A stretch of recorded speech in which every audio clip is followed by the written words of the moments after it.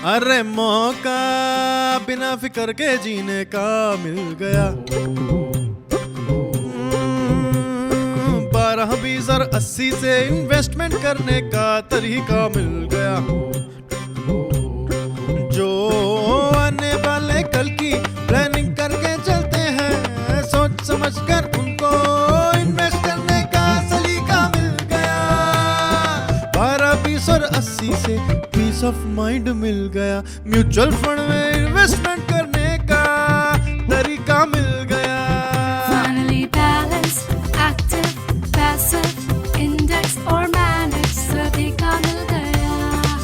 Quantum के mutual fund, quantum के 12, 20 और 80 से इन्वेस्टमेंट करने का तरीका मिल गया। क्वांटम म्यूचुअल फंड के 12, 20, 80 यानी 12, 20, 80 एसेट एलोकेशन अप्रोच ने इंडिया को सिखाया इन्वेस्ट करने का सही तरीका। और जानकारी के लिए सर्च करो quantum 12, 20, 80 asset allocation. Mutual fund निवेश बाजार जोखिम के अधीन है। योजना संबंधी सभी दस्तावेजों को सावधानी से पढ़ें।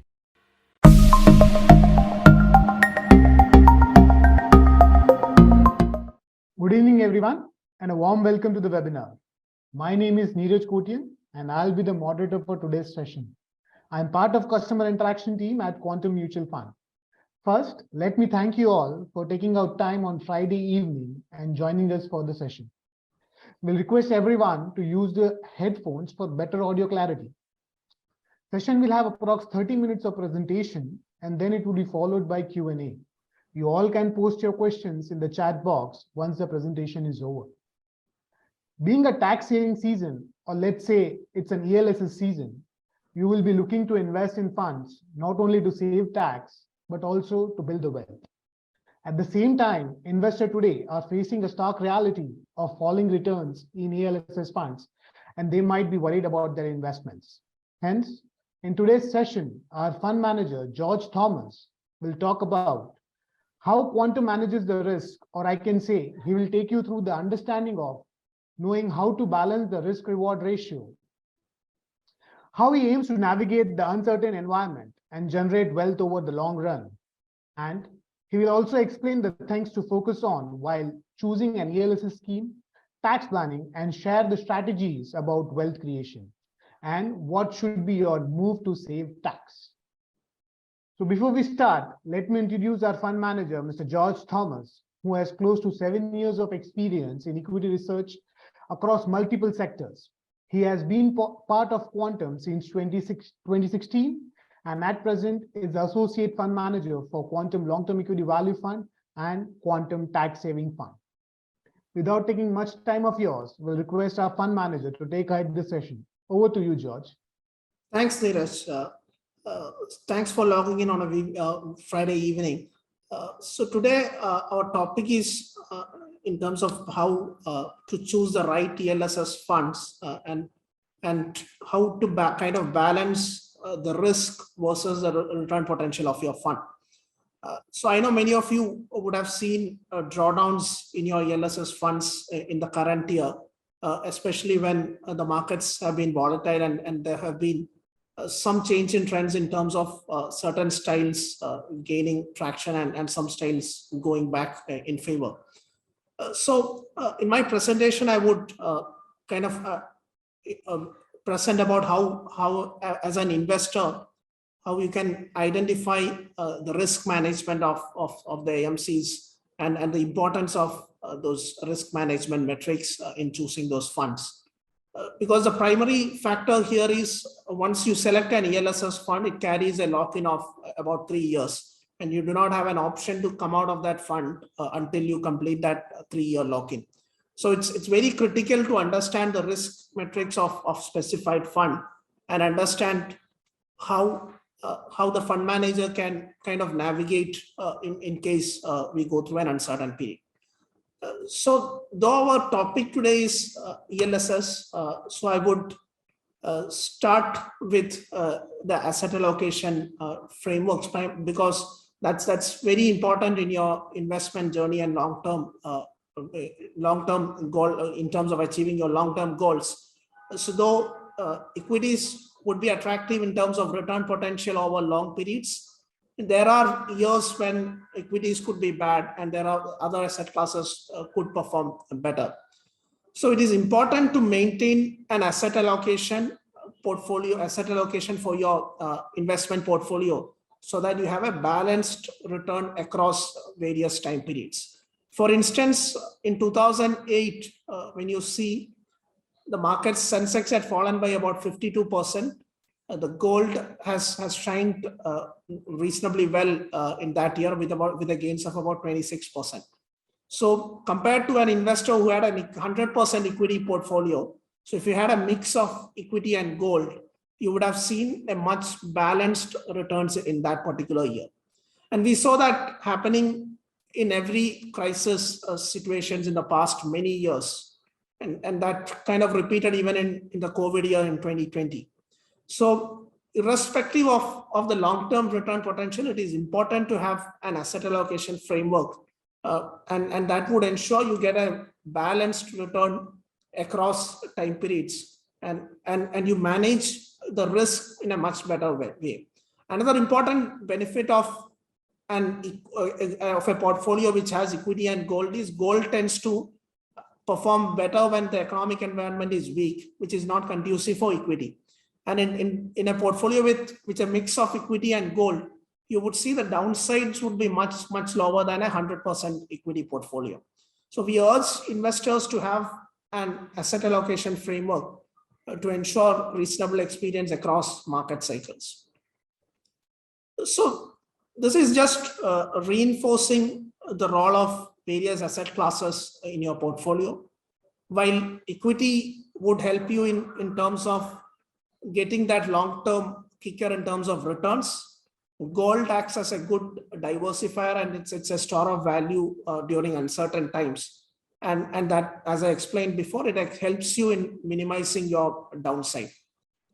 Debt is an asset class which gives you a regular income and stability. But as an investor, you should understand the intricacies of how the debt portfolios and debt mutual funds perform before you have an allocation to debt mutual funds. Because the debt mutual fund can deliver negative returns in a very rising interest rate scenario. And if interest rates are stable, you can expect reasonably stable returns. But as an investor, you should understand that impacts of interest rate change on your debt portfolio before you venture into debt products. So most of the investors would have certain asset allocation. Some of you might have it by design in terms of scientific backing. And some of you would have accumulated different asset classes over your investment journey just by following a particular SIP or lump sum investment in various asset classes. So, but it is always, whatever be your asset allocation strategy, it is always important to have an emergency corpus, which we generally recommend it to be about 12 months of expense. But depending on the risk of your primary income source, it could be higher. And if you feel you are reasonably wealthy and you have a lot of safe assets, it can be asset allocation program. You should have a liquid portfolio which with at least 12 months of your monthly expense in a safe liquid instrument like a liquid fund or a savings bank account. And that safety reserve, there the liquidity should be the utmost importance rather than earning returns. So that portfolio should be accessible in times of emergency without much change in value. And therefore, you should only consider liquid fund or some kind of savings account where you do not take any credit risk, like the other party faces an uncertainty and finds it difficult to pay you the money. It should not be an instrument of that sort or with very high volatility. So the other 100% of your, so after maintaining a safety reserve, you can allocate your long-term you can plan your long-term financial goal in the terms of between equity and gold in an 80-20 proportion. And this works beautifully for most of the investors. And if you're very close to your retirement or you have achieved your financial goal, you may consider a lower proportion of equity. But For an average investor, this 80-20 allocation between equity and gold, it works reasonably well. Just like I explained before, gold acts as a good store of value during uncertainties. And therefore, this mix of equity and gold portfolio, it performs fairly well during uncertain environments. So if you look at the long term, let's say the last 10-year return profile of this 80-20 equity gold, so that would have earned slightly lower returns than a 100% equity portfolio, be it Nifty or Sensex, primarily because gold has not given similar returns like equity over the 10-year decade. But if you look at the last 5 years, this portfolio has done phenomenally well, primarily because the world saw a lot of uncertainties like the geopolitical crisis in Russia, Ukraine, or the COVID outbreak across the world. So in that kind of scenario, gold performed reasonably better. And therefore that 80-20 portfolio performed almost similar like an equity, 100% equity portfolio. And of course, if the range deviates significantly from this 80-20, you would have to rebalance your portfolio so that that risk is controlled in a good way. So, so we have built a very easy tool on our website. So if you go to our website and you would have an asset allocator tool wherein you can enter your monthly expense and you can indicate the number of months of safety reserve which you would like to keep and your preferred equity and gold allocation. And based on that, the tool would show you it's a very simple to easy to use tool, and it's pretty interactive. So that would show you how your asset allocation should be planned depending on the inputs which you provide. So I urge all of you to access our website and see how your portfolios are shaping up or are designed versus a reasonably good asset allocation, which I suggested. So even within the 12-20-80 portfolio, so as I explained, the 12 months of monthly expense, you have to, you can park it in a liquid fund or a savings account where liquidity is the primary importance. For the 20% gold allocation, you can consider a quantum gold savings fund or a quantum gold fund if you have a demat account. And quantum gold fund is an ETF product which you can purchase through your demat accounts. And quantum gold saving fund is a wrapper product which has the ETF as an underlying instrument. So if you do not have a demat account, you can invest in gold through quantum gold savings fund. And that is just like operating any other mutual fund. You can just directly go to our website and buy units of quantum gold savings fund. And their prices would vary in line with how the gold prices move, so subject to an expense ratio, which is charged for administering all these charges. And we would have underlying gold bars in our vault corresponding to the units which you purchase.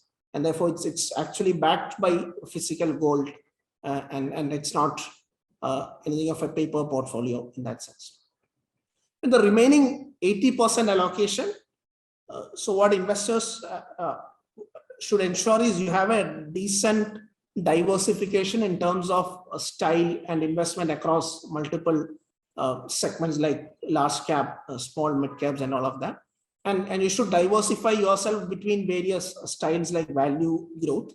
The reason being, there could be periods where certain styles are in favor, like the value style was not in favor prior to COVID 2017, 18, 19, all those years. And once the interest rates have started moving up in the last 6-7 months, we saw that value style is coming back in favor. And therefore, all the value portfolios are performing reasonably better way. So there could be periods when certain styles are in favor, and some styles may not be in favor. So if you have a mix of funds which are in which are operated in different styles, you would have a balanced experience across time periods. Excuse me. So now, so when I talk to investors, a lot of them talk about some funds which they show some kind of drawdowns in the current year and things like that. So here is a very simple example. Like there are two funds. The first fund has grown by about 90% in year one. And the second fund has grown by just about 45% in the first year. So standing in year one, the fund one looks extremely attractive. It has an outperformance of about 45%. And if you're an investor, you would feel the fund one's outperformance is quite massive, and you might add your incremental allocations in that fund, which show that massive outperformance.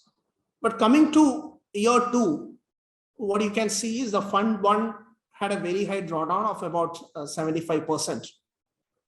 Whereas fund two, its drawdown was also much lower at around 45-46%, primarily because the fund two has managed the downside in a much better way.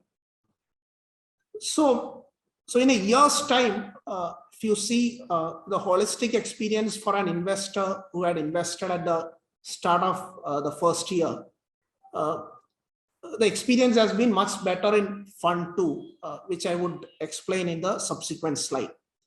So even if you see a massive positive performance in a particular year, or if a fund depicts very high beta, so you have to analyze the risk metrics of the fund and see how that performs over a long period of time, so that the end experience is reasonably good.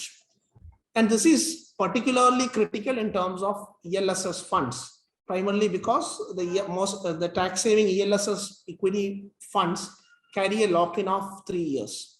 So once you commit your investment, you don't have an option to redeem if you figure out the fund has bad risk management practices, or it does not protect downside in a good way. So before investing, you have to thoroughly analyze the performance of that fund across market cycles, and you need to ensure that the risk management framework is proper for those funds, so that you have a good experience at the end of your investment horizon. So coming to the results of this portfolio, so if you see fund one, so after gaining about 90% in the first year and losing about 75% in second year, an initial investment of 10,000 rupees has come down to about 4,752 rupees, 50 rupees.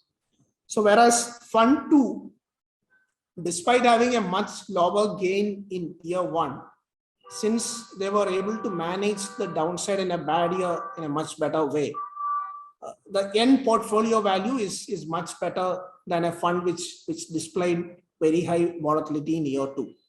And the end portfolio value is about 7,700 rupees for fund two. So even if I assume fund two makes no returns after year two, the fund one has to grow by another 63% to match the level of fund two at year two. So this example is kind of very stark and makes us understand it's equally important to understand how a fund manages the volatile times when markets are volatile, and how the fund achieves the downside protection when the markets are falling in a rigorous way.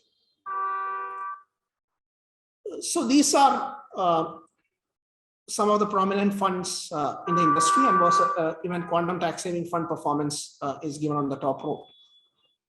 So what the simple suggestion which I want to highlight here is, so when you are investing in an ELSS fund, you have an investment horizon of at least 3 years, because the fund has a lock-in of 3 years. So one primary factor which you need to ensure is the fund manager does not also invest with a similar long-term horizon. So if you see a fund with a portfolio turnover of about, let's say, 500% or 600%, that kind of indicates that the fund manager is changing the portfolio 5 times, 6 times in a year.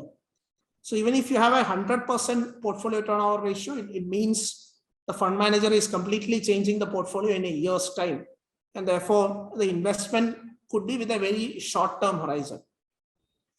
So which means your investment horizon of 3 years is not matching with the fund managers investment horizon in those companies. So in good times when markets are performing in a reasonably good manner, you might see a fund with a high churn also performing in a reasonably good fashion. But if we were to see a long-term performance of about, let's say, 5 years, 7 years, so it's very like, it is always recommended to invest in funds which has a long-term horizon. Therefore, you would have a reasonably good experience over long periods, and you may not see very high volatility from a year-to-year basis. So you might see very superior performance in one particular year when certain stocks or certain stocks are trending in one direction, and if the other fund managers are not holding it, you might see a massive performance in one particular fund. But as the environment changes, as the risk metrics are more appreciated in the markets, you might see that changing over period. And another question which we get very frequently is what should be our allocation across market caps, be it large cap, mid cap, small cap. So what do you have to ensure while selecting a stock or a portfolio is it should have reasonably liquid names. Liquid names in the sense, as far as quantum is concerned, before investing in any stock, we ensure that there is a minimum daily liquidity of $1 million. So what that does is, so in a falling market environment, or if we were to see steep corrections, so these illiquid names where liquidity is not there, we might see that fund managers selling action might itself, pull that stock price down in a much negative fashion. So you have to ensure that the fund holds reasonably liquid names, so that even during market stress, that the fund manager's action does not impact the stock prices. That is number one. Number two, the NAV or the net asset value, which is reported in your mutual fund, would be a realizable value. So if you hold a lot of illiquid names, you might see in a market downturn, the impact could be very high. So if the fund manager sees a lot of redemption at that point. So typically what we have seen is, so as you come down the market cap, the liquidity also reduces. And therefore during market stress, even historically, if you see the large cap indices versus the indices of small and mid cap, during market stress, during times of market stress, like the global financial crisis and other crisis points, you would see that the outperformance of the small, mid cap and large cap, it all converges to almost similar returns over long periods of time.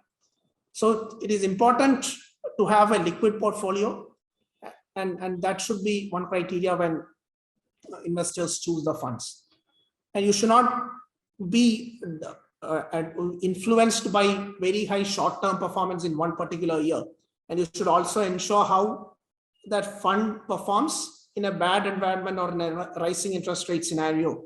And for instance, if a fund, just like my initial slides, so even if the fund which has a reasonable good process, it consistently performs with a lower positive return, and if they are able to manage the downside better, over a long term, the returns experience could be better in the fund which manages the downside in a proper way.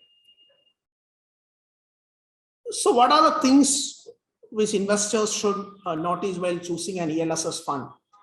So one, so the consistency in style is very important. There could be times when certain styles are not in favor, like value was not in favor during very low interest rates when the risk was not appreciated in the markets, like we saw in 2017 and another 3-4 years post 2017. So you have to ensure that, and you're buying into the fund for a reason, right? So when you're buying into a fund, you would be buying into a value fund for your value allocation part of your portfolio. So if the fund manager changes style year on year, depending on what he feels would work in that particular year, you may not achieve that stated goal of diversification across different cycles. So that consistency in style for the fund manager across periods is very critical. And another important thing which you have to make sure is how that fund has performed across market cycles. So in a frothy environment, one fund would have returned phenomenally good returns. And if the fund manager is not able to manage in a difficult year, when in a rising interest rate scenario, or when the markets are falling rapidly for geopolitical tensions or any global factors. So if the fund manager is not able to manage the downside proper, the advantage of having a very high returns in one particular year kind of vanishes over long term. So you should ensure that the fund has a long-term track record which has performed across market cycles. Like I explained before, since the investment horizon is long in an ELSS case with at least 3 years, you prefer a fund with a lower turnover ratio. So any turnover ratio less than 30%, which kind of indicate 30% indicates that the fund manager holds the fund for at least 3 years. So the average holding period would be the inverse of the portfolio turnover ratio. So anything less than 30% should be a good number, but more than 30%, which kind of indicates that the fund has a lot of taking actions with a lot of short-term view, which might prove detrimental in certain times when risk parameters stands high. And the portfolio should have good quality names across large and mid cap, depending on where the valuation comfort lies, rather than choosing certain categories just for the sake of it. The fund manager has to ensure that the buying is at a reasonable valuation, and therefore the downside protection is in a much better fashion. So if I talk about the quantum tax saving fund, which is the ELSS offering of quantum, which is managed in a very similar fashion like our quantum long-term equity value fund.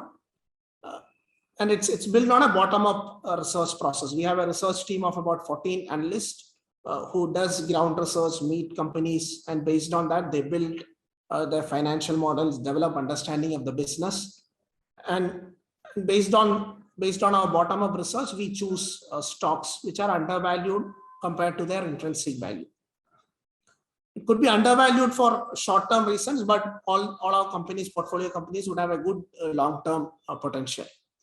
And we do not have any particular tilt towards a style, towards a certain market cap. The only filter is a liquidity filter to ensure that we do not end up in stocks which has very low liquidity, which could be in severe stress during times when market liquidity dries up. We manage this fund in a value style, wherein we tend to buy companies at a discount to its intrinsic value. And we have a fairly long-term approach of investing, which is reflected in our lower portfolio turnover ratios of less than 20%, which means our average holding period is more than 5 years at a portfolio level. So coming to how we choose stocks into the portfolio. So it's like I said before, it's a value style of investing. So we evaluate the fundamentals of the company. We study the businesses of the company, the environment in which it operates, because that has a bearing in terms of their long-term growth potential.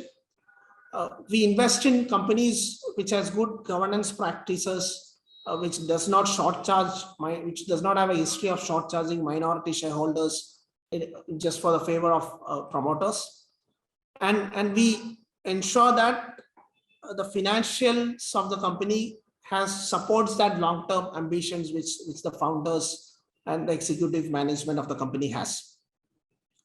And if it ticks all these filters, like it has a minimum liquidity of $1 million, a daily turnover of $1 million, which ensures that the stock would perform reasonably well even during times of market stress.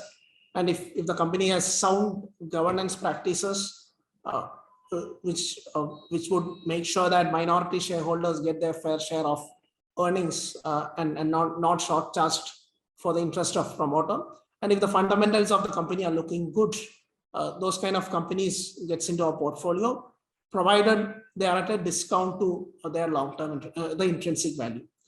So what this discount to intrinsic value ensures is, so even if, let's say our assumptions does not materialize to the extent we had assumed, or if the environment changes and the company is not able to perform the way we expected.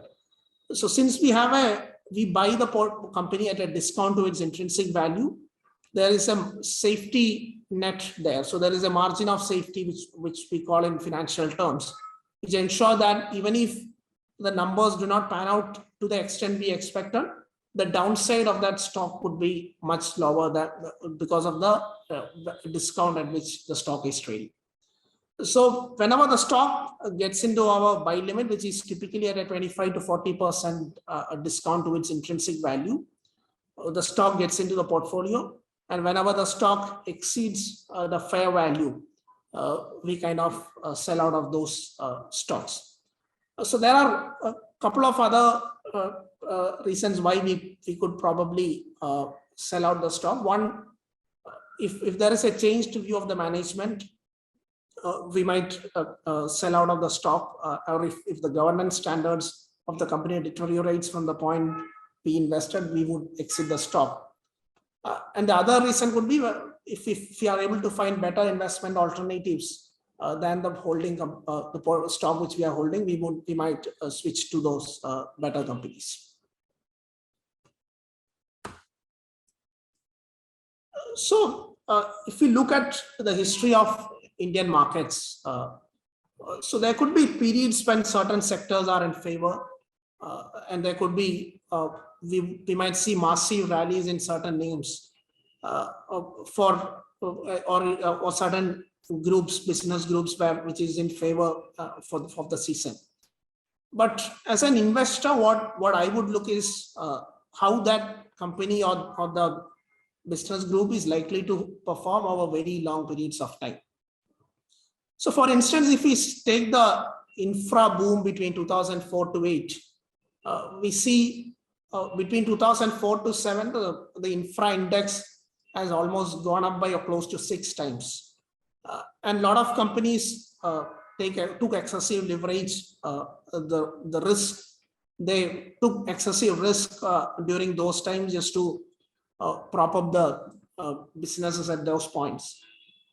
But once the environment changed post the global financial crisis, you see that a lot of those companies have gone bankrupt, and the performance, the stocks never came back to the levels where they kind of traded for a very long time.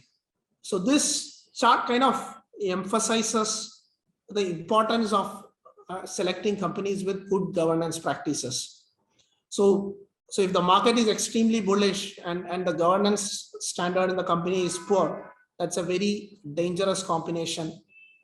If an investor chooses, to enter those companies at expensive valuations, you might end up suffering for very long periods of time. And that is the reason we ensure that our portfolio companies follow very good governance practices. And in case the governance practices are weak, we would strictly avoid investing in those companies.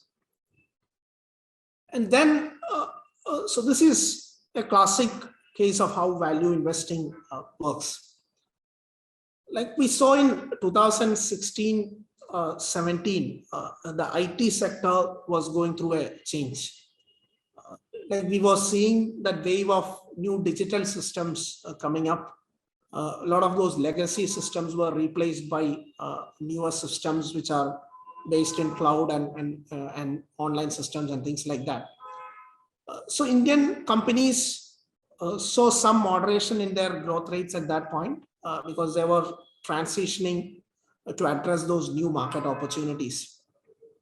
So market was kind of worried if the Indian legacy Tier 1 IT service companies would kind of become obsolete because they're not able to cope up with this new wave of automation and digitization. And that's what that is reflected in the market returns between 2016 to 17. where the tech index was almost kind of flattish. So as a value investor, we analyze the companies in terms of their long-term potential, and we realize, there could be short-term pain, but over long terms, they would be able to adapt to the new demand environment and the new kind of work which has come up. And that is reflected in the index performance post 2020, where the growth came back. The Indian companies coped up with the new technologies, and the tech sector saw reasonably good growth of about 15-16% compared to 7-8% in the previous years. And then that gave handsome returns for investors who had a long-term perspective and kind of figured this change in this normalizing environment a few years back when the sector was not in favor. So if you look at our sector weights in the table below, you would see from 2016, when the sector went out of favor, we kind of we kept on building our positions, and then as the sector kind of came back in market favor, we trimmed at some point, and then again after the recent falls, we had added into the sector. So when there is a lot of worry in the environment, and if it's not structural in nature, those could be very good points of investment and opportunities from a value manager's perspective. And since we are buying into companies where the expectations are very low, so even if it takes some time for that catalyst to play out in terms of IT, we would have expected that change to happen in 2020. Even if it happens in 2021, because of that reasonable valuation in which you enters, your downside is kind of protected. So this is a very phenomenal chart which explains how our process has worked in the past. So every stock in the portfolio has a preset buy and sell limit. So let's say if a stock is trading at 100 today, and the sell price is 140, that stock has an upside of about 40%. So like this, we would have the upside potential of all our portfolio stocks. If we multiply the weight of that stock to those upside, you would get what could be the upside of the overall portfolio. So the saffron line, which you see on this graph, so that is plotted based on our predicted upside potential of the portfolio companies. And the blue line, which you see, is the actual returns, actual NAV, which has panned out over the last 15 years. So what you can see is, except periods of shock like the global financial crisis or the COVID crisis, where market sees a sharp fall, that long-term predicted trend based on the upside potential of portfolio has very closely tracked the actual NAVs which has panned out. So even when we see drawdowns during market crisis, over long periods, it has kind of caught up to those the NAV values which we predicted based on the upside potential. So this beautifully shows that our process, it works in the long term. There could be deviations in the short term depending on the environment, market environment, and the other factors, the global factors which play out in market. But over long term, our research-backed process has beautifully worked the way we kind of expected. So I'll just describe about the portfolio positioning of Quantum Tax Saving Fund. So like I said, it's a mirror image of the Quantum Long-Term Equity Value Fund. And our belief is, after many years of flattish growth for the Indian economy is due for a cyclical economic recovery. And our positioning clearly reflects that. So we have heavily weight towards sectors which would disproportionately benefit from a cyclical economic recovery. So financials has a very high weight of about 37%. As interest rates move up, banks tend to benefit in a better way, because their interest rates on the loans tend to reprice at a much faster rate than the interest rates which they spend on deposits. Similarly, consumer discretionary is majorly two-wheeler companies, where as and when the economy picks up, the affordability would improve in that segment, which had come under pressure in the last few years, where the prices had gone up for a variety of reasons. And as the volumes come back, we would see a reasonable action in that the two-wheeler segment. And the other large weight is IT sector, which is not the market's favor at this point. But what we have seen in the past is, even during times of stress or a global slowdown, Indian IT service companies tend to benefit because they get a lot of cost reduction projects where the in-house team is replaced by an outsourcing unit at a country like India, where the cost of labor is at a much lower pace, at least about 1/3 of what an on-site engineer would demand. And therefore, that demand tends to be resilient, barring probably slowdown for a couple of quarters. Over long term, it kind of tends to perform reasonably good. So when you look at any fund portfolio, you should ensure that the fund has kind of display the traits of what the fund manager states. So quantum tax saving fund, by following a value style, what you can see is the valuations are at a discount to the valuations of the indices. So our 2-year forward PE ratio is at about 12.2 compared to 17.1 for Sensex. And this is despite having a reasonably good earnings growth over the next 2 years.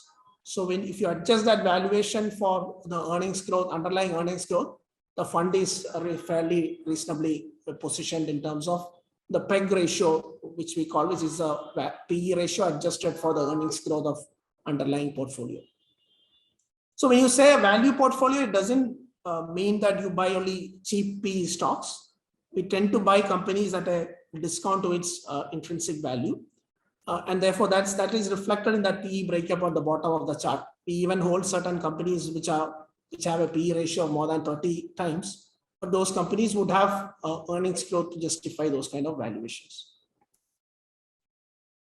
So just reinforcing the benefits of quantum tax saving fund.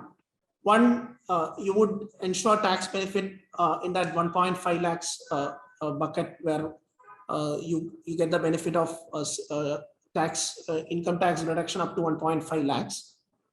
And the fund as would have a 3-year lock-in, which kind of ensures that there is an enforced discipline and investor does not move out leading to all those short-term noises in the market.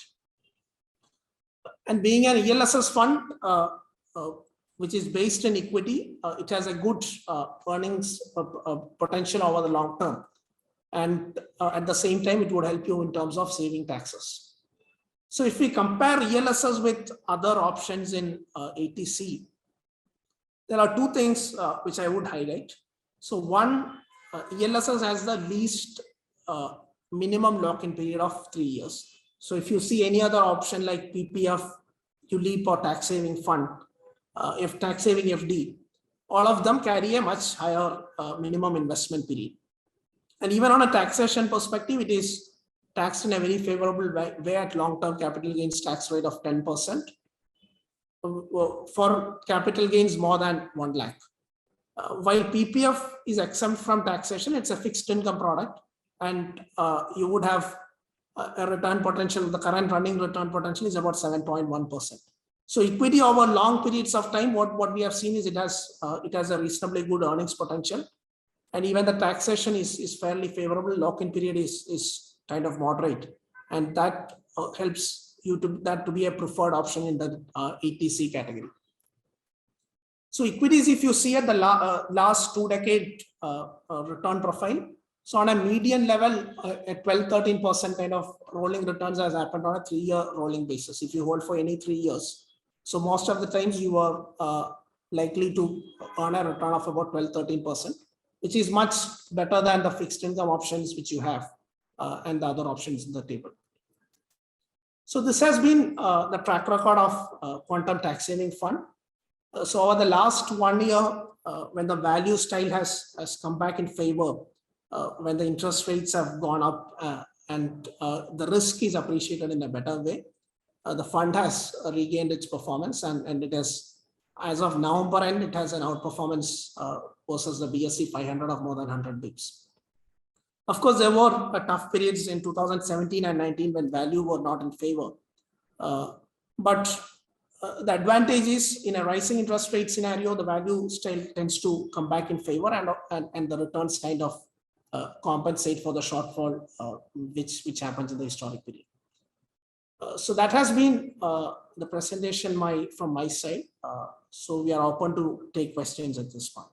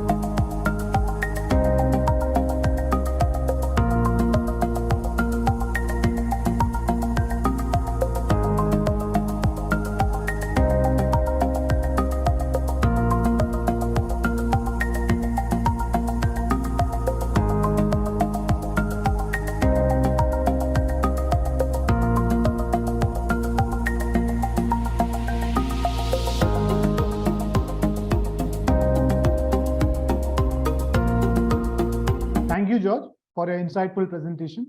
We'll request all our listeners to post their questions related to the sessions in the chat box. In the meantime, we have already received a few questions via email before the webinar. So we'll start to ask that first. George, my first question to you, does tax saving funds with higher small and mid cap allocation riskier? Right. See, from a not just from a tax saving mutual fund perspective, any mutual fund, when you choose, you should ensure that the fund manager holds liquid names.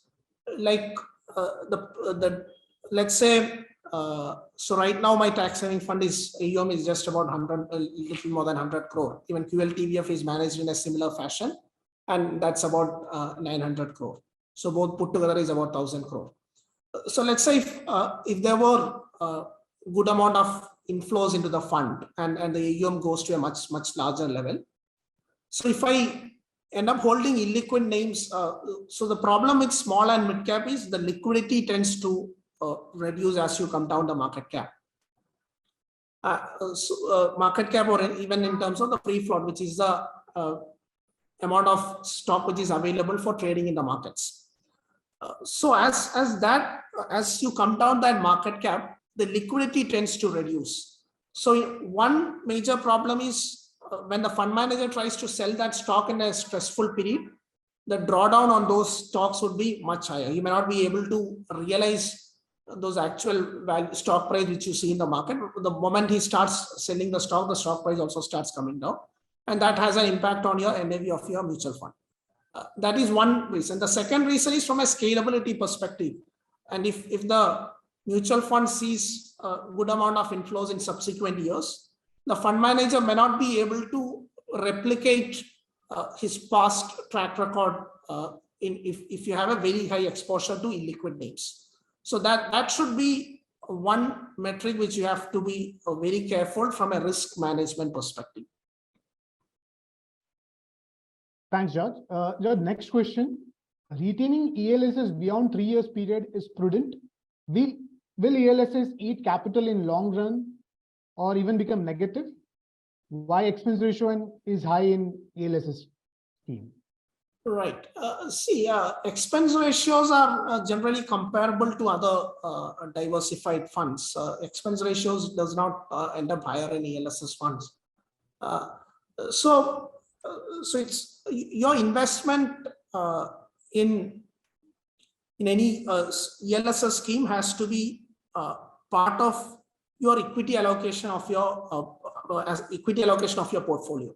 Let's say we advise investors who have a reasonably long runway in terms of achieving their goals to follow a 20/80 portfolio between gold and equity after having an emergency fund.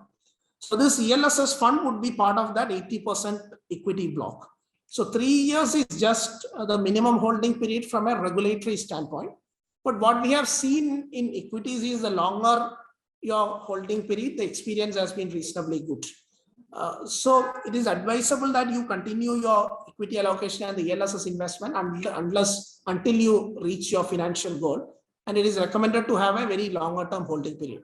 So if I were to tell you a statistics, so from 2000, if you see any 3-year rolling period, the minimum return which you have got is about 5.6% on a compounded annual basis. This is the annual 3-year return which you would have got if you had hold for any for the worst 3-year block from 2000. So if you increase that holding period to about 5 years, that minimum return would have been about 1%. These are all Nifty total return basis. It's not the fund performance. It's a return of, it's based on the return of index. But if you had increased your holding period to 7 years, the minimum return which you have got would have been 5%. So as you increase your holding period, the probability of a negative return or a lower return, it substantially reduces. And you can ensure a reasonable experience as your holding period goes up. And of course, over long periods, like I said before, the median return has been around in the range of about 13%. Thanks, George.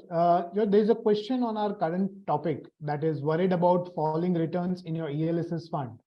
So the question is, when all the ELSS funds have given returns and even generally the leading census indices are near lifetime high, so why we have kept that particular topic? Pardon, can you? I couldn't hear the last part. Can you please? Yeah. So the question here is that as we have kept our topic as worried about falling returns in your ELSS fund. Okay. So the question here is, when all the ELSS funds have given returns and even generally the leading indices are near lifetime highs, so why we have kept that particular topic name? Right. That was more in terms of understanding the risk matrices in a fund. So a lot of times what happens was, I met a few investors who said, they had bad experience with certain of their some portion of their investments. So we and therefore, the returns generally have trended down in the last 1 year, and some funds and some styles, have performed which performed reasonably good in the preceding year, like 2020 or 2019. They saw that massive performance coming down to a much lower level in the current year, as interest rates kind of moved up and that risk got appreciated in a better way. And therefore, this has been a topic which has been running in a lot of investors' minds. Like, you saw a massive difference between the returns which you saw in the preceding years versus the return which you saw in the current year. And that difference has been stark for certain funds. And therefore, this has been a question which has come to us in a very frequent manner. Therefore, that's the reason we thought we would educate investors on how to select funds and understand the risk matrices of the funds. Thanks, George. Next question to you. How do you estimate the long-term value of a stock? Yeah. See, there are various ways of understanding that long-term value of stock. So basically, there are two ways of valuing any company. One is based on the relative valuation. So like you can see the long-term history of that stock and see what has been the PE ratios or the price to book ratios in terms of bank, where it has traded over very long periods. And if you look at those long-term medians, those are the levels where those stocks would have traded at most of the times. That would give you a sense of what could be the fair valuation multiple of that company. And if the environment is not changing, the business model has not changed, and those valuation bands would be good even from a future perspective. So that is one part of the story where you derive those valuation multiple. The second part of the story is the fundamental metric where you would apply those valuation metrics. It could be earnings per share, which is EPS for many companies. In terms of in companies like banks, or where the capital is very important, that fundamental metric could be book value. So that is derived. We would forecast our financials for the next 2 years, for at least the next 5 years, and we would see what could be those fundamental metrics 2 years down the line, because 2 years would be a period where we would have a reasonably good visibility compared to taking a very long-term view. And based on that fundamental metric like EPS and book value and the long-term historic trading range of that stock, which gives you that valuation parameter, you would derive at that intrinsic value of the stock. Let's say if the intrinsic PE multiple of a company is 20 and the earnings per share, which I have forecasted 2 years down the line, is another 10 rupees. So that 20 into 10, which is 200, would be the fair value of the stock. And what if following a value style, we would try to buy that company at a discount to that value, fair value. So the other popular method is the discounted cash flow method, where you would estimate the long-term cash flows of the company and you would analyze the value of those cash flows as on today. So those are the two main ways of calculating the true value of a company. But having said that, even the environment in which the company operates, the company might be available at a discount to its fair value, but we would identify a catalyst which can take that stock from the current discounted value to that fair value. So even identifying that catalyst and timeline is a fairly important process in the investment method. Next question, George. Can we invest online without visiting physically? And what is the expense ratio of our quantum tax saving fund? Right. So you can invest online easily through our website quantumamc.com. And if you are having any troubles, you can always contact the numbers which are displayed there, and our people would help you in investing. The expense ratio of the fund currently stands at about 1.29%. And as and when the AUM grows, we have a clear pathway in terms of reducing that expense ratio. Same investor has asked one more question, like 12-20-80 has no place for PPF or PF. Okay, right. The reason why we chose gold and equity, there is a very fundamental reason there. So if you look at the past returns, so gold has performed well during when equity doesn't perform or equity goes through a rough patch. If the world faces a lot of uncertainties, gold acts as a store of value and gold price kind of appreciates. So if you see any years where there has been severe stress, like 2008 when equities kind of fell by 52%, the gold moved up by 26%. And that was visible even during COVID period. So gold has displayed a very strong negative correlation with equity during times of market stress. And that would ensure that the portfolio between equity and gold would give a reasonably balanced return over long periods. And that is the reason we have advised equity and gold. But of course, if you are very close to your retirement age, or you do not have time for recovery, even in case the equity valuations fall steep, and you are very close to your retirement age, you can consider a lower equity allocation and increase the allocation to fixed income products. But if you are an investor who has at least, let's say, 5 years, 10 years to your goal, this equity gold portfolio would perform in a much better fashion. So out of all the asset classes over long term, equity derives a maximum return potential. And therefore, why to miss your return opportunity if you have a very long investment horizon?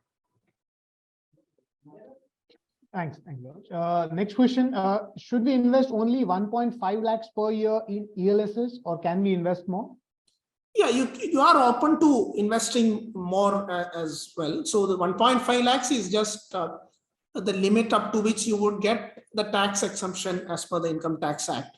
But you're free to invest more. And ELSS, one of the inherent advantage of investing more in ELSS is, so a lot of times, as humans, we are bound to react to what happens in the what appears in the news media on the top pages. And if there is a lot of uncertainty when we see the market crashing rapidly, there could be a tendency where we take very swift decisions which may not be good for the long term. And equity as an asset classes, it performs well if you hold for long term, at least for 3 years. So if you want to build an inherent discipline in terms of that long term investment horizon, ELSS could be a good product there. So if you do not have that self discipline to stay invested for a long time or react to short term news, then investing more in ELSS could be a good idea. Next question, George.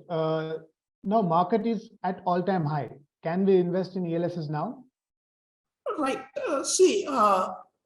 So the market levels which you see, that is a reflection of how those index constituents or the companies which are present in the index performs. So if we look at our portfolio and see how their valuations has been compared to their own past history, they are kind of trading at a reasonably good discount their long-term history. So even in the broader markets, we are seeing enough opportunities to invest. And our sense is the cyclical economic recovery in India would likely continue for the next 3-4 years. So since 2015-16, we have seen very flattish or very low growth in earnings profile, and that has changed in the last couple of years. And that inherent economic recovery is still intact. And in that kind of an environment, what we could see is the earnings growth of the companies could be fairly strong. And if you are able to find companies with reasonably good valuation, so those companies would offer decent returns from the next 3-4 years. So from a valuation perspective of portfolio companies on the broader markets, there are enough and more opportunities. So this is a good time to invest, considering that next 3-4 years could be very strong. We could see very strong GDP growth, and that would reflect in the performance of portfolio companies and even the broader markets. There could be pockets of overvaluation, so you as an investor should avoid those. But from a portfolio construction perspective, that's not a challenge. So another metric, if you want to verify for yourself, is the cash levels of the fund. So we are just at little more than 6% now, which is much lower compared to our own history. So which means we are able to find opportunities at reasonable valuation. Next question. Is it necessary to split ELSS investments in multiple mutual fund schemes? Right. What you should, ELSS is ultimately the underlying is an equity product. So what you should make sure is, and that would feature in your equity allocation of your long-term portfolio. So what you should ensure is within that equity portfolio, you should have a mix of different styles. Like for instance, in quantum, we recommend for the 15%, so 80% of the equity allocation, which we recommend to a investor with a long-term horizon.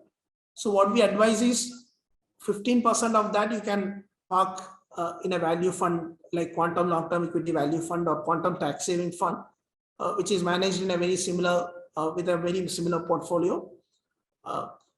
And another 15% we recommend in the quantum ESG fund, which has a completely complementary characteristics to the value trades. And 70% we recommend in quantum equity fund of funds, which is a collection of mutual funds by other AMCs managed in different style. So what we are ultimately recommending is you should have a reasonable diversification between that equity allocation. So you need not view it from splitting those that 1.5 lakh ELSS investment, but you should ensure that the equity allocation of your portfolio should be diversified between various styles. So if we look at our typical recommendation of that split between 80%, you can consider quantum tax saving fund to be part of that 15% allocation, which is earmarked for quantum long-term equity value. Next question, George. After 3 years locking period, profit on exit more than rupees 1 lakh is subject to capital gain tax? Right, that is correct. The gains more than 1 lakh is taxed at about 10% rate as per the current rates. So any capital gains until 10 lakhs is 1 lakh is not Sorry, it's 1 lakh. I think I misroll. So anything until the capital gains until 1 lakh is not taxed. Anything beyond 1 lakh is taxed at a 10% rate. What is the investment theme of Quantum ELSS fund? Correct. So the fund is built on a value philosophy. So you would see those portfolio companies at a value to the intrinsic value, which we kind of predict based on our analysis.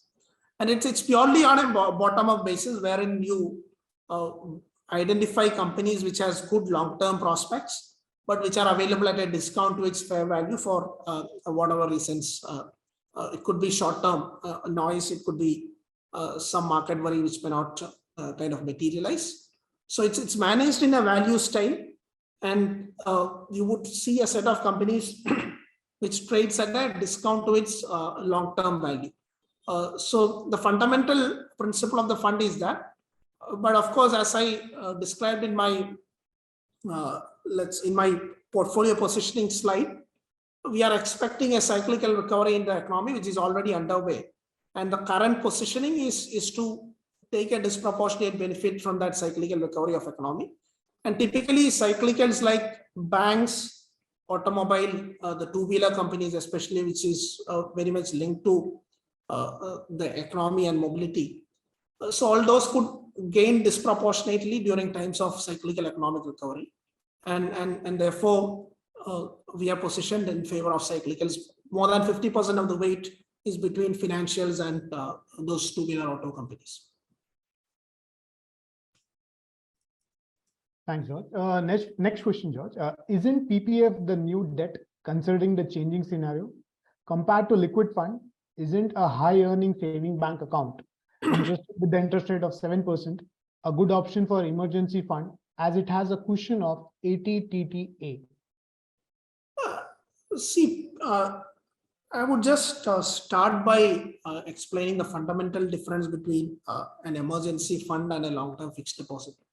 So emergency fund is something which you should be able to access when you meet an unforeseen situation. So you should not consider any debt instrument which has a lock-in, or where you will have to wait for a certain number of years to withdraw that money for that emergency fund or safety reserve. So the fundamental reason why we recommend liquid fund is liquid fund you can withdraw in very short notice. You would receive the money in a T+1 basis. And in terms of quantum, you have an option to do an instant redemption of 50,000 rupees also, which would happen on the same day. So that the liquidity should be intact in that emergency fund, and that is the reason we recommend liquid funds. And generally, liquid funds earn somewhere around the repo rate, and which is turns out to be much higher than what you would earn in a savings bank account. So for the safety reserve, the liquidity should be of utmost preference, and you should be able to access that fund in a very quick notice. But as far as PPF is concerned, it carries a lock-in of about 15 years from the period you start investing for the first time. So it's not like, you cannot access that fund immediately. You would have to wait out for that duration to access that fund. So it is not designed to be an emergency fund which you would have to access at any point in time, because emergencies can come anytime. Nobody expected COVID could have come this way, and you might lose your job at some point. The primary income source could be at trouble, and that point you should not consider any product with a lock-in for that emergency purpose. Of course, it's a good replacement for a fixed income if you are considering for a very long-term allocation. But even there, you cannot withdraw it whenever you feel. It has to complete at least those minimum holding periods which they account. Thanks, George. Next question. There may not be any investment goal for a 68 years old, except if he plans for succession after transmission. Should tax be planned by my nominee whenever they plan to redeem?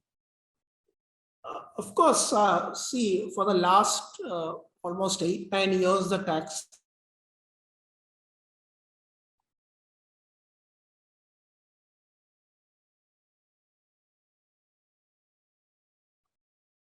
so that our savings is in an income tax savings is much better. And another important aspect I would explain in terms of this ELSS, the advantage is, so let's say you are in that 30% tax bracket. So if you invest 1.5 lakhs in an ELSS scheme, you are getting an upfront tax benefit of about 45,000. If I just calculate a rounded figure of 30% tax rate and not account for that 3-4% surcharge. So that 45,000 income tax is kind of a cashback, instant cashback which you are getting. So out of that 1.5 lakhs, your actual investment value is just 1,05,000 rupees if you account for that tax benefit of 45,000 rupees. And if you assume even conservatively you earn a 12% return for the next 3 years, 3 years down the line, this 1.5 lakhs would become 2,10,000. And when you consider the investment cost net of that tax gains, your portfolio is moving from 1,05,000 to 2,10,000 rupees. So even on a conservative basis, with that tax saving option, you're kind of doubling your money in 3 years, even if you assume a very simple conservative return of 12%. So even from a return maximization perspective, ELSS is a very good option, and investors should consider that in terms of benefiting from that the tax benefit. And until 1 lakh of capital gains, it's even tax free. So you are getting that tax gain without any tax implication, unlike other fixed income products, other than PPF. Yeah, we have a question like, what is the ESG fund? Sure.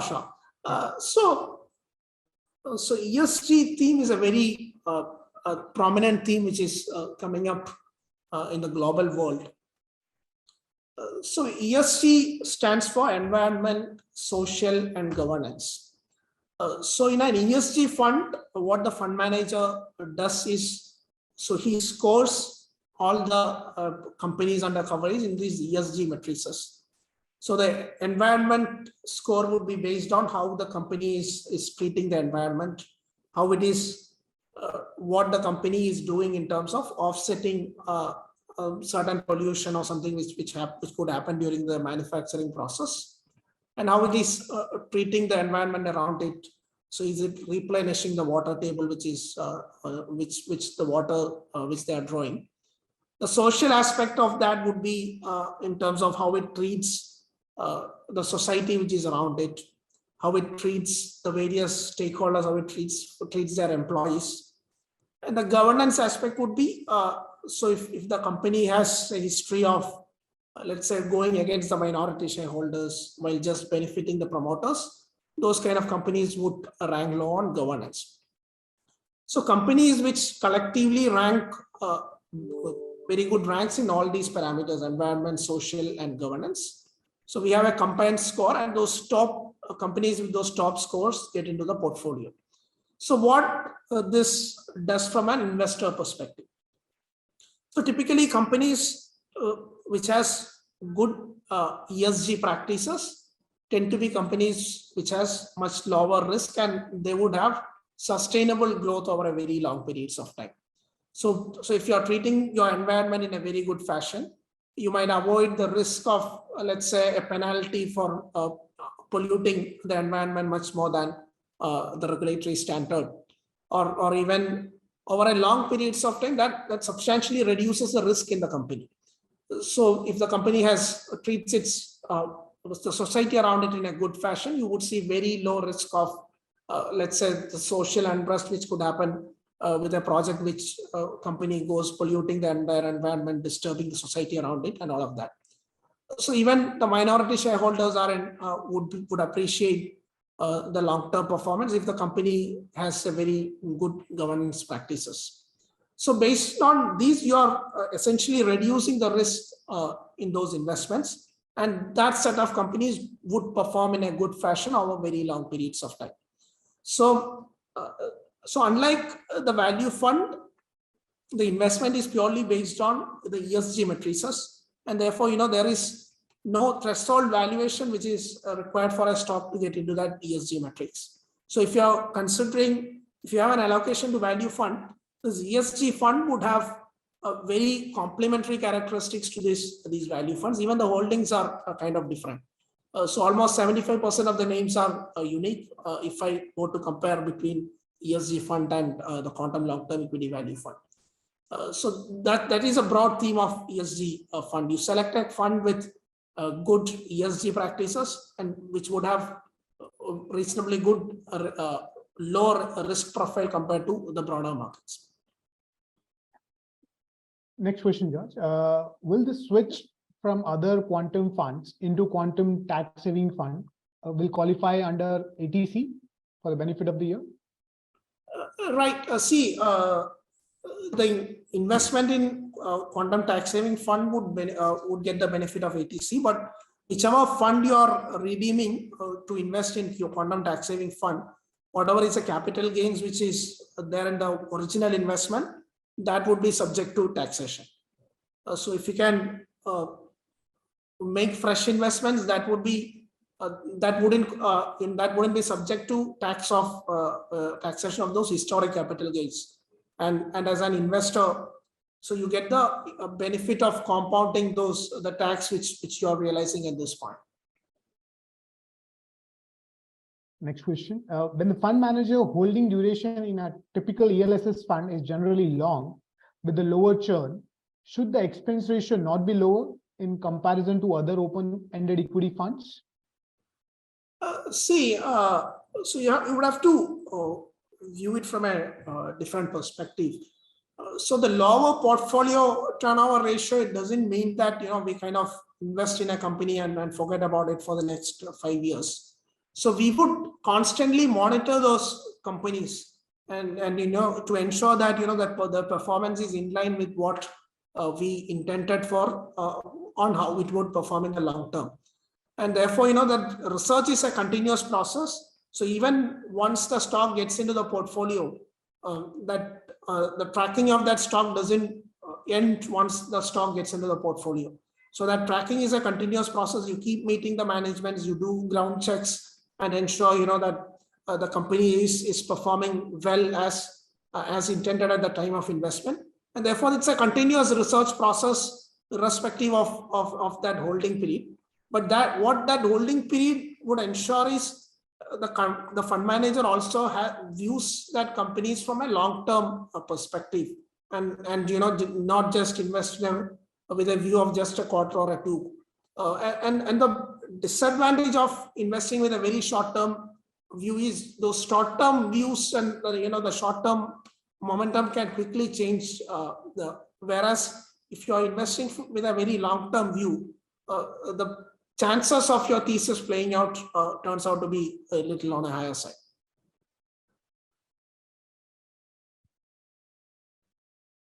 When can we expect Quantum to lower its fund expense ratio?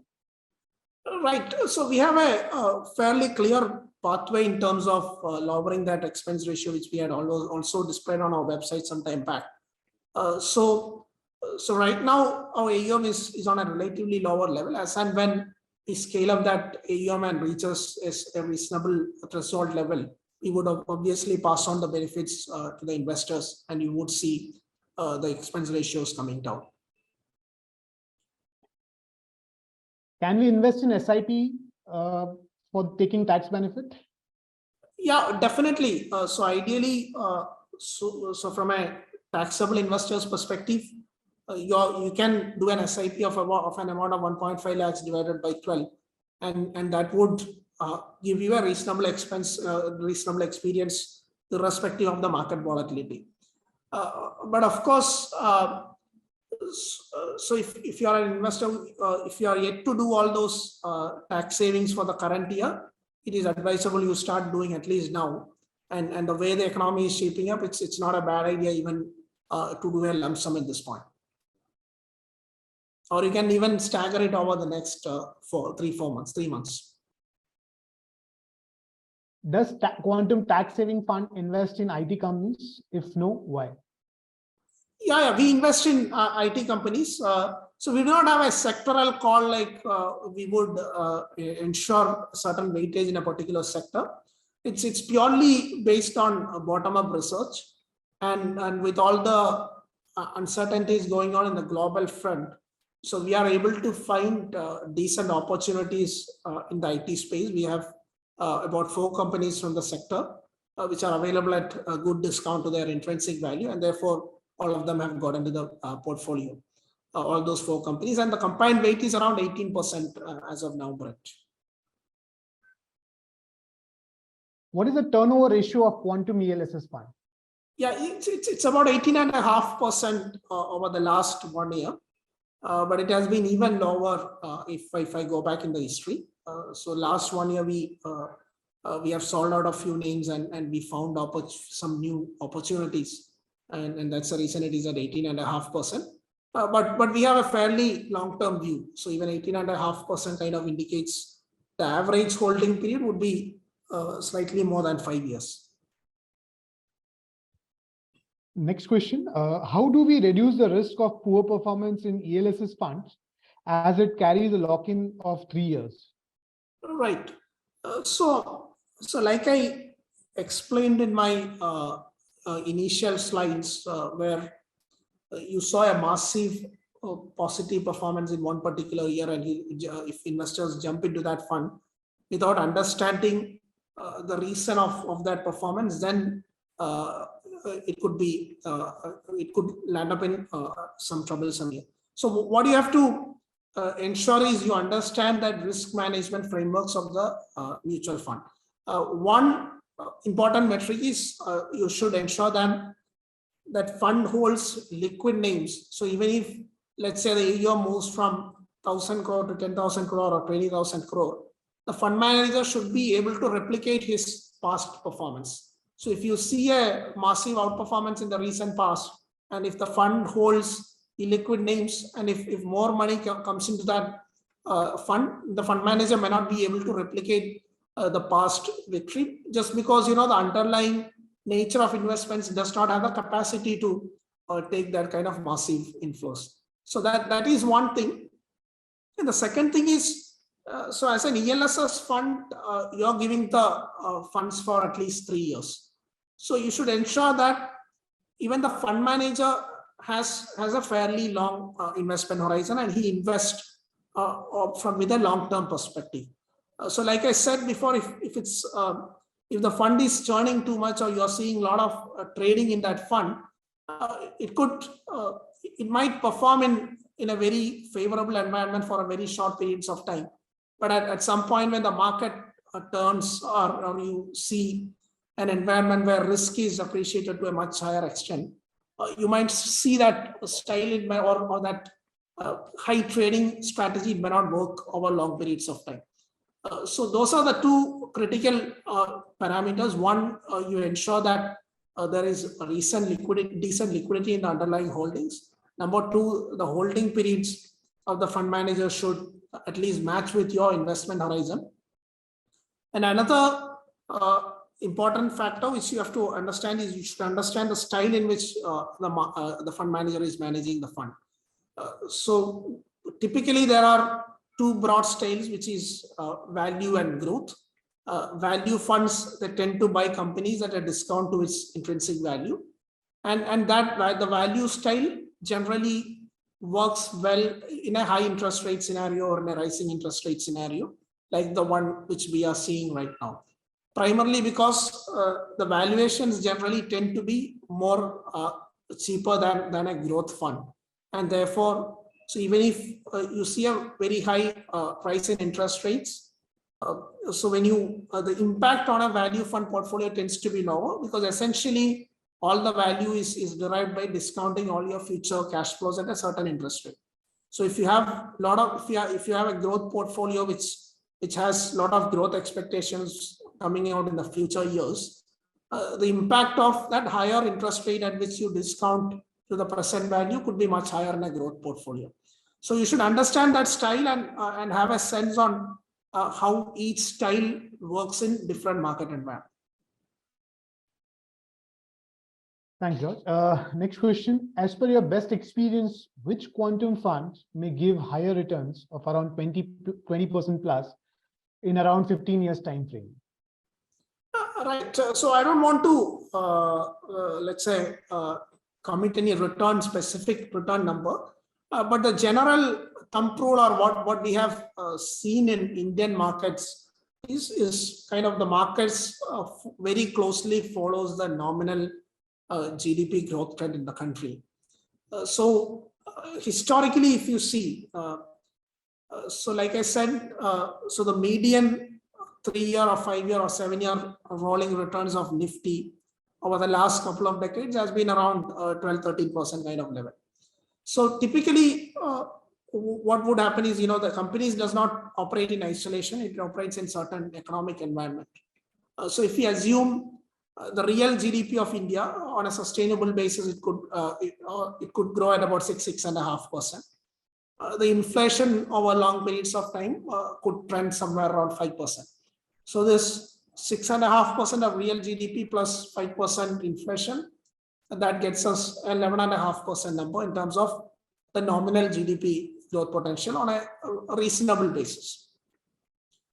And if you assume you have a basket of companies which have some moat, which means they would be able to gain market share over long periods of time, or even they could be able to improve their profit margins and all of them over a long periods of time.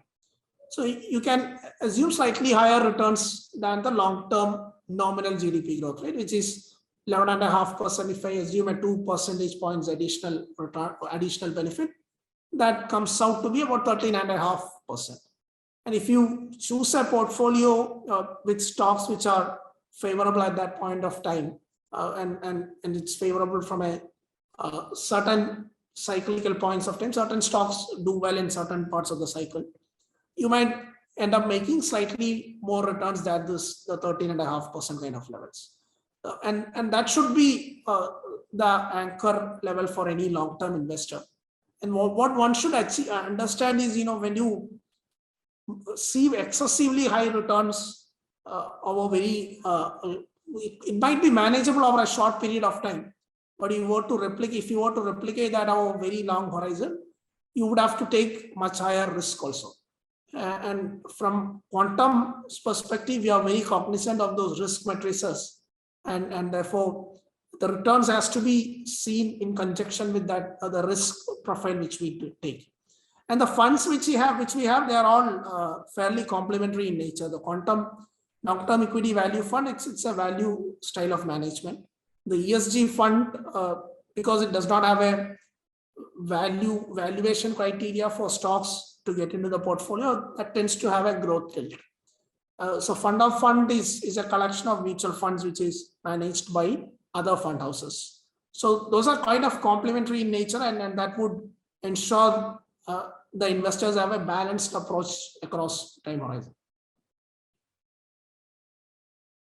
Next question. What is your view on predicted recession in the year 2023, and which sector are safe to invest?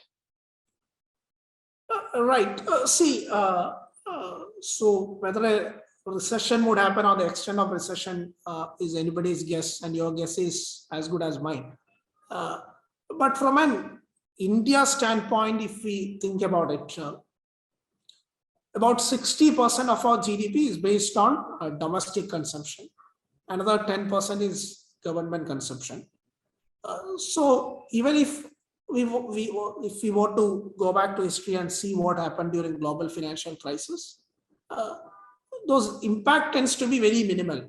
So rather than growing at 6.5-7% GDP growth, we might slow down a bit, but we would still be clocking a decent positive GDP growth, primarily because our economy is more domestically linked than global linkages. So having said that, I don't say the impact would be zero if the world were to go for a recession, but that impact would be much lower compared to the Western world. And compared to the global economies, when investors see one country growing at a good pace, although even if it's probably lower than the most potential growth rate which we could see in the long term, India would stand out among the global peers, and therefore we should be reasonably okay. And the other benefit which we would see if the world were to go into a recession is we are very much dependent on imports to meet our crude requirements. About 85% of India's crude requirement is imported. And we could see those crude prices and commodity prices correcting, and that would give us some benefit to that extent.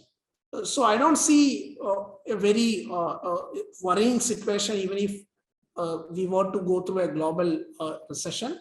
And of course, the export-oriented sectors would see a higher impact.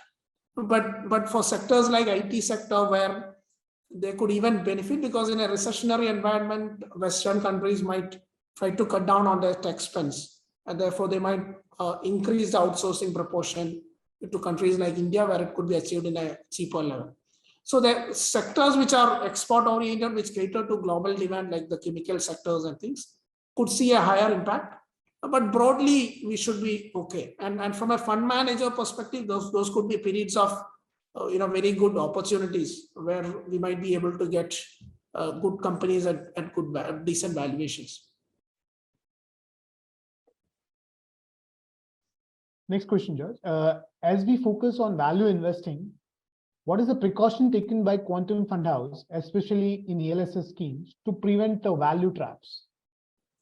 Right, good question. See, value investing, of course, it means buying companies at a discount to its intrinsic value. So, of course, one important metric which we ensure we understand is the reason why that stock is trading at a discount to its intrinsic value. So that and we should ensure if that discount, is it because of a structural nature or is it cyclical nature, which would fade away as things normalize over long term. So that is one thing which we give very high importance. The second parameter which we closely track is the catalyst which would take that stock from the current levels to those intrinsic value. And we assign a timeline in terms of when that catalyst could potentially play out. So what we have done of late is, so we kind of track those catalyst timelines and see where our portfolio is positioned and specific stocks are positioned in terms of those catalysts playing out. And we might take a decision to exit a company if we see that the catalyst timeline is prolonging for a long time and it's not meeting our expectation. So that is one important metric which we do to ensure that we don't get into value traps. And we have done that with one of our portfolio companies a year back, where we saw the value was good and quite attractive, but the catalyst was taking a lot of time to play out, and that is a process which would ensure that we don't get into value traps. Next question, which instruments should be preferred, ELSS or PPFF or NSC? Kindly guide. Even FDs can be broken and encashed immediately. See, I'll start from the FD part and then get into others. The tax saving FD has a lock-in of 5 years, so you do not have an option to break that FD until you complete that 5 years. So from a return perspective, so anyway, so when you're considering a tax saving option, there are two things. One, there is a lock-in which is involved, and second, it's your hard-earned money. You should ensure that that gets you the maximum possible return which you can achieve with that capital. So from a lock-in perspective, ELSS would rank much better than other options. So ELSS has a lock-in of just about 3 years. NSC would have a lock-in of at least 5 years. PPF has a much longer lock-in. So from a lock-in perspective, ELSS stands out with a lock-in of just 3 years. That is point number one. So coming to returns, so equities in general, so it carries higher risk, but over long periods of time, what we have seen in history is it earns much better returns than a fixed income instrument. Primarily, you are rewarded for that higher risk which you are taking in equities. So from a return perspective, equities would stand much better from a long-term perspective. And with the ELSS, you have a minimum holding period of 3 years. So naturally, your investment horizon turns out to be long term with at least 3 years of investment period. So therefore, you should make use of that long investment horizon and shorter lock-in periods, and you can ensure much better return than any other fixed income instrument by sticking to those ELSS equity funds. Next question. Will Quantum Fund Manager changes investment portfolio according to the market swing? See, like I explained before, we invest with a fairly long-term horizon. So our sell prices are based on what the fundamental metrics would stand 2 years, 2.5 years down the line. Like sitting in the current year, I would be looking at how the fiscal year 2025 numbers would pan out, and based on that, my sell limits are decided. So based on short-term volatility or short-term market swings, generally the fundamentals of the company does not change, and the long-term trajectory it generally does not change unless something structural happens to that business.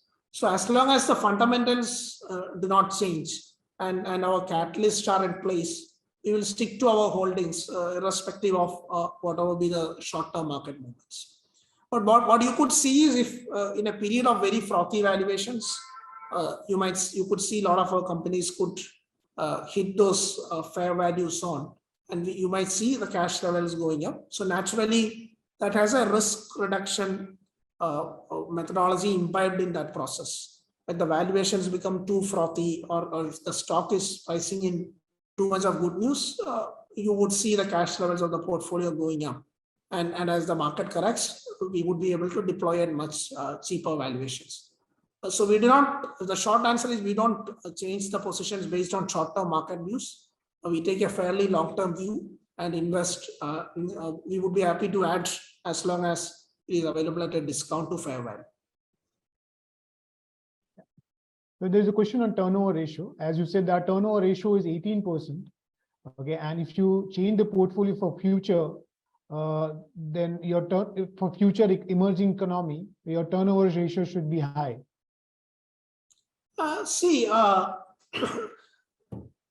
So one thing which you have to understand is the turnover ratio is not a metric which we decide and kind of ensure it comes to that desired value. It is an outcome of our process.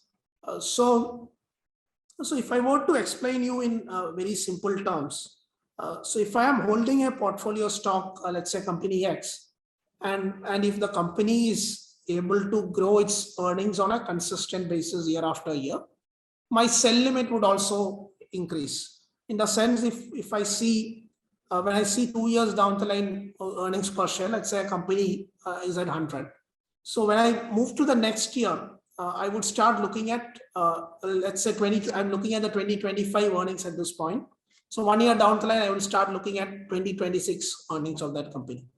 And if the company is in a good shape, the growth profile is intact, that 100 rupees earnings could move to 115 or 120 in 2026. So that naturally gives me a higher runway or a higher growth potential from my existing stock holdings. So in that scenario, I need not sell out of that stock just for the sake of it. So if I'm seeing a good growth potential even going forward, I would end up holding that to a longer period.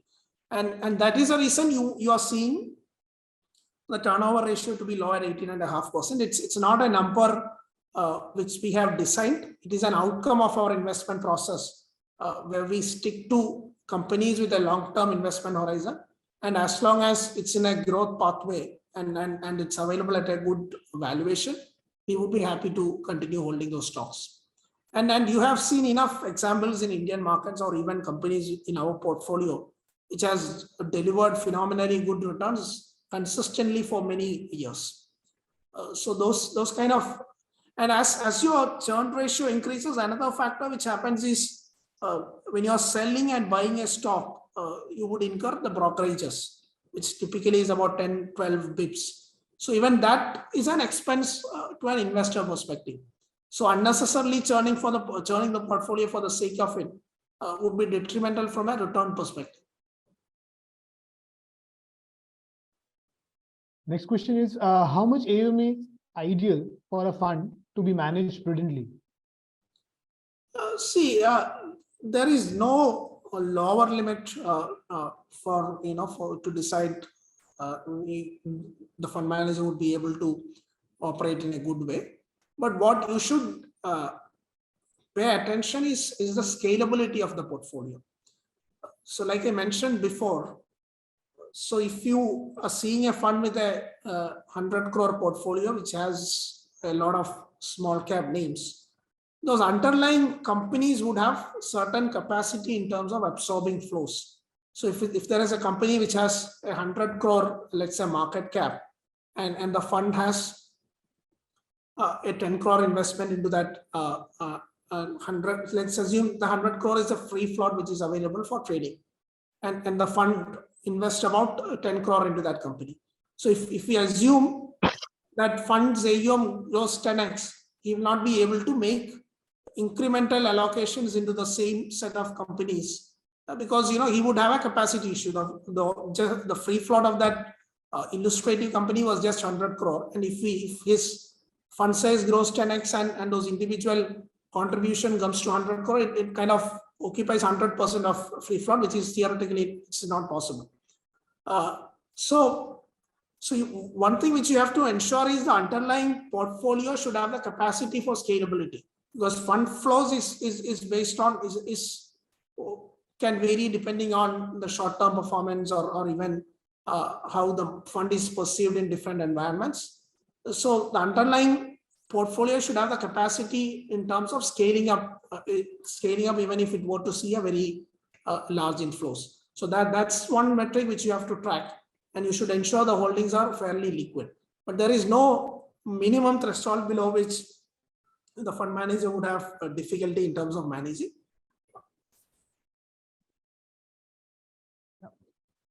This question, how has been the past performance of our tax saving fund against a benchmark? Right. So the last 1 year performance has been about 11.62, which is about close to 100 bips, 12.17, close to about 10.73% of the benchmark. But of course, 2017 and 19 were tough years for value as a style. And even there was an event in 2019 where the corporate tax rates were rejected from 33% to 25%, and where our companies did not benefit to the extent the broader markets benefited, and therefore there was some bit of underperformance there. And then again, following a value style, it does not operate well in frothy markets where the valuation ratios are fairly high. And in periods like this, when the interest rates are normalizing, the capex cycle is kind of reviving, the value style tends to do well. And therefore, the last 1 year and the YTD this year, ever since the interest rates have started moving up, our performance have picked up. And of course, 2017, when growth was in favor, when interest rates were moving massively, and index growth was driven by just a few concentrated names, our performance was weak. But of late, it has picked up, and we are hopeful the next few years could be reasonably good, given the economic environment in which we operate. Next question is, what is the equity holding in percentage terms between large cap, mid cap, and small cap in our quantum tax saving fund? Right. So we are about 78% in large cap. So like you can see in the first row of this slide, we are about 78.6% in large cap. The mid cap is 9.6%. This is based on the AMFI classification. And we do not decide any threshold limit in terms of allocation to certain market caps. It is just that, we ensure there is a decent liquidity of those underlying stocks. So the market cap split is an outcome of that process. What is the AUM of quantum tax saving fund, and does fund performance depends on funds AUM? See, the AUM is just about 110 crores at this point. And the fund performance will not depend on the kind of AUM, primarily because we invest in liquid names which has the capacity to take much larger inflows. So since that criteria is there, the fund size is not a deterrent in terms of performance, because even if we were to reach become a $10 billion fund, so we would be able to we have enough absorption capacities in the nature of companies which we invest, so that the fund track record would be could be replicable even in the future periods. Yeah. Next question is, what is the average ratio of investments or allocation of funds in various sectors like energy, auto, consumers, etc.? Right. See, the largest weight has been in financials, where we have about 37% weight. So this financials include banks, NBFCs, one of the insurance name which we recently added. There is a broking house there. So even one of the AMC is there, where because AMC sector as a sector has the valuations have become attractive in the recent times. So financials is a fairly large weight. The second largest weight is consumer discretionary, which are two-wheeler names, auto, and there is one auto ancillary company, which could benefit, as and when the mobility and the work from home ends for the IT sector and things, and as affordability of that segment also would improve over a long period. The other large weights is technology, which are essentially the IT names. So these are the three broad sectors. So the other weights are fairly distributed. The next highest would be utilities, which include the power companies, the power generation company, and the gas transmission companies.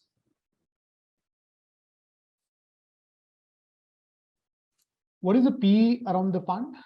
PE of the fund? The PE ratio of the fund is about 12.2 times from a 2-year forward perspective, which is based on the earnings of FY25. On a trailing 12-month basis, it's about 16.2. And this is at a good discount to index. The Sensex is trading at 17.1 from a 2-year forward perspective.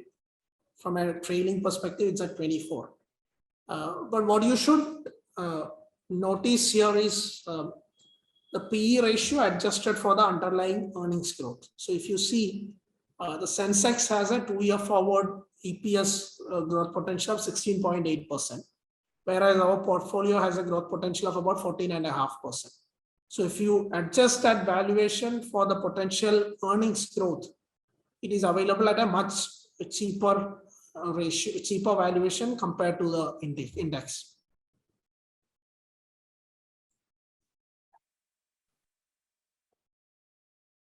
What is the global market uncertainties and its impact on stock market and mutual fund industry? And same, it's what is your view on Bharat Bond ETF? It's the same investor has asked both the questions. Okay, right. See, the global markets. So what we have seen in the last 1 year has been very stark in terms of the foreign investors have pulled out more than $20 billion. Around about that number of money from the Indian equity markets, but the domestic investors have been consistently investing, and therefore we did not see a material correction in the markets. So even if that's a phenomena which we have seen in the recent last couple of years. So if that domestic institutional support is there, and we are in the process of a natural economic upsurge, so we may not see a material correction in Indian markets, and despite all these news which we have been hearing in the global front. And like I said before, the Indian economy is largely domestically linked. So even if the West were to go through a recession, the impact may not be very stark like what you could perceive in all those negative news in the media and things. So because of the very high domestic linkage and another tailwind would be a cheaper crude would be a good positive for Indian economy. So because of all that factors, the Indian markets impact of this global recession would be fairly limited. And of course, there could be, like I said before, there could be impact in specific sectors which are export oriented. But other than that, the broader markets should do reasonably okay. So even if we were to see a short-term blip, the recovery could be pretty swift because we are naturally on an economic upcycle.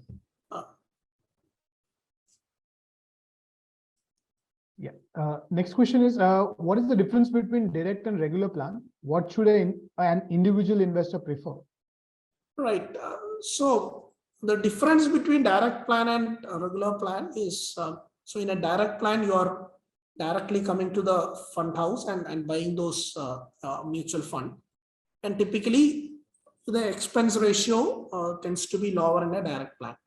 So in a regular plan, you would be buying the mutual fund through a distributor. So if you as an investor want some financial advice or some kind of help in terms of assisting those assistants in terms of buying those mutual funds and identifying some kind of servicing requirement, you can go through the regular route where you can avail the services of that distributor. But of course, there would be a distributor commission which would be charged to you, which is 50 bips higher in case of quantum tax saving fund and long-term equity value fund. So that's a difference. You're going through a distributor who might help you in terms of processing those requests. And in lieu of that, you have to pay slightly higher expense ratios. Thanks, George. Next question, for the tax benefit, can an NRI invest into ELSS from the NRE or NRO account? I think from if you're taxable, I think it is feasible. Neeraj, you have yeah, you can invest. Right. Yeah, if you're a taxable investor, it is feasible to avail those benefits. For an NRO account, you can invest definitely.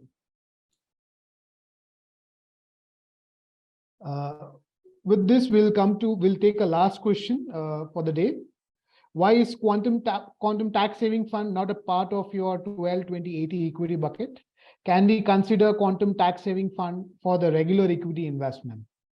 Yeah, sure. Quantum tax saving fund is of course part of that 12-20-80 allocation. So the quantum tax saving fund should be part of the equity allocation in your overall asset allocation framework.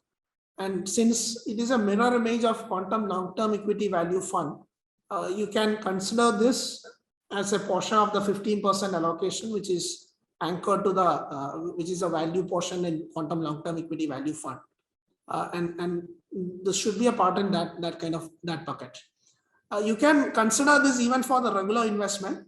And what this would give you is an inherent discipline in terms of not acting for short-term noise and ensuring the fund has a decent growth over long periods of time.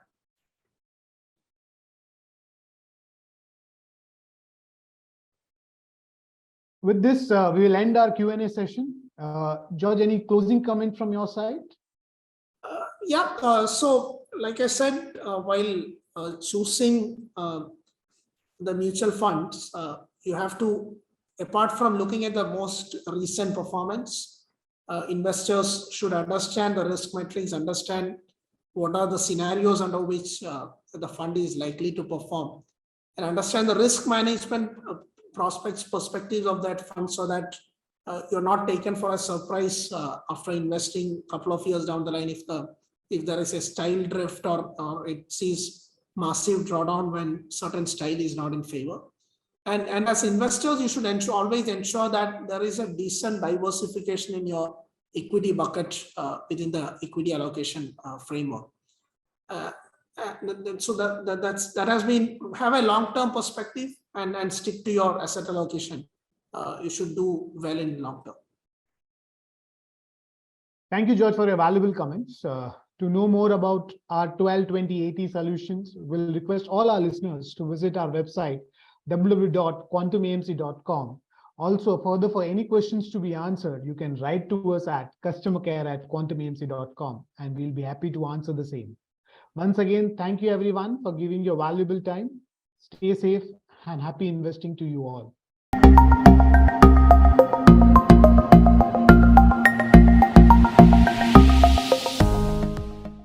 Mutual fund investments are subject to market risks. Read all scheme-related documents carefully.